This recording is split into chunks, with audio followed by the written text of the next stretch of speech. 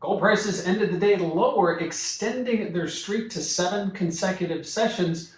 Recall last Wednesday we traded as high as 1834. Today we got as low as 1730. So a bit of a move, just over 5% over the last week. Gold prices have been moving down lower ever since June FOMC, taking us all the way back to the middle of June, where we're down over 7%. So clearly a shift in gold mentality as the Fed is raising rates and will continue to do so, as we learned today from the minutes, which were the focal point of today's session. The minutes discussed the Fed wanting to stay on pace to get inflation back to 2%, and we're going to allow the economy to possibly slip into recession to do so. The market caught a little bit off guard there, but gold prices have been pricing that in for quite some time, as you saw gold prices trading lower since the middle of June. Today, culminating in a low of 1730, ending the day just above that at around 1740.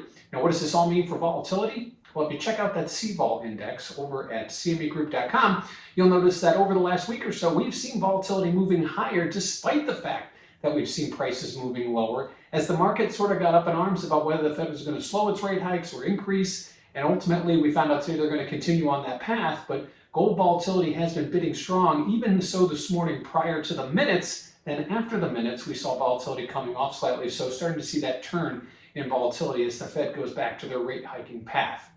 Lastly, let's talk about the positioning. What are speculators doing?